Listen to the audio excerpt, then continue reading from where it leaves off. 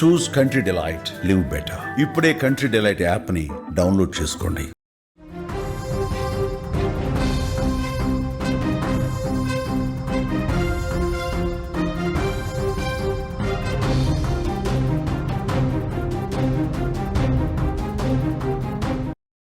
KPHB కాలనీలో దొంగలు బీభత్సం సృష్టించారు. డోర్ లాక్ను పగలగొట్టి ఇంట్లోకి వెళ్లారు దొంగలు.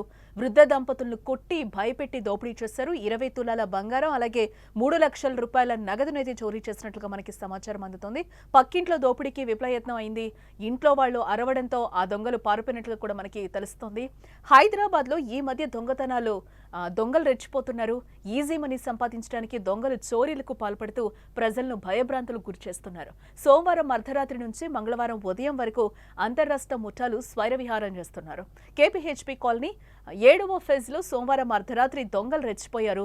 డోర్ లాక్ ను పగలగొట్టి ఇంట్లోకి ప్రవేశించిన దొంగలు వృద్ధ దంపతులను కొట్టి భయపెట్టి ఇంట్లో ఉన్నదంతా దోచుకుపోయారని బాధితులు కన్నీరు మున్నీరవుతున్నారు. పోలీసులు తెలిపిన వివరాల ప్రకారం మనం చూస్తే కేపీహెచ్బీ కాలనీ 7వ ఫేజ్ లోని MIG 11లో రిటైర్డ్ తహసీల్దార్ నాగేశ్వరరావు అలాగే అతని భార్య సరస్వతి ఉంటున్నారు. సోమవారం 1:30 సమయంలో ఇంటి సెంట్రల్ లాక్ ను తొలగించి కత్తులతో ముగ్గురు ఆగంతకులు చొరబడ్డారు. ఒకసారిగా దొంగల అలికిడితో నిద్ర నుంచి మేల్కొన్న దంపతులపై కూడా వాళ్ళు ఒకసారిగా దాడి చేసినట్లుగా సమాచారం.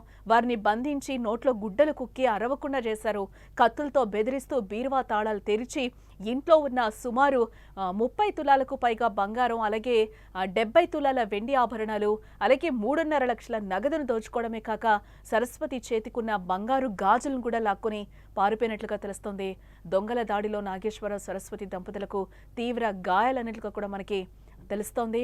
ఇక బాధితులు చెప్పిన దాని ప్రకారం మనం చూస్తే తలుపులు కొల్లగొట్టిన ముగ్గురు దొంగల్లో ఒకడు తన ముఖంపై పిడిగుద్దులు గుద్ది స్పృహ కోల్పోయేలా చేశాడని, ఆ తర్వాత తన భార్య చేతుకున్న గాజులను కూడా తీసుకున్నాడని కూడా అంటున్నారు. కత్తులతో బెదిరించి ఇద్దరు దొంగలు 2 గదుల్లో ఉన్న బీరువాలను తెరిచి ఉన్నదంతా ఊడ్చుకెళ్లిపోయారని కూడా బాధితులు ఆవేదన వ్యక్తం చేస్తున్నారు. ఎంతగా బ్రతిమాలినా వారు వినిపించుకోలేదని, వారు హిందీలో మాట్లాడుతున్నారని కూడా బాధితులు అంటున్నారు. దుండగులు పక్కనే ఉన్న MIG 13లోనూ చోరీకి విఫలయత్నం చేసినట్లుగా తెలుస్తోంది. కానీ ఆ ఇంట్లో వాళ్ళు గట్టిగా అరవడంతో అక్కడి నుంచి పారిపోయారు. విషయం తెలుసుకున్న పోలీసులు ప్రస్తుతం సంఘటనా స్థలానికి చేరుకుని పంచనామా చేశారు. డాగ్ స్క్వాడ్తో తనిఖీలు అయితే చేశారు. దంపతుల ఫిర్యాదు మేరకు కేసు నమోదు చేశామని కూడా అంటున్నారు పోలీసులు. దొంగల ఆచూకీ కోసం 4 టీంలు గాలిస్తున్నట్లుగా అయితే మనకి సమాచారం అందుతోంది.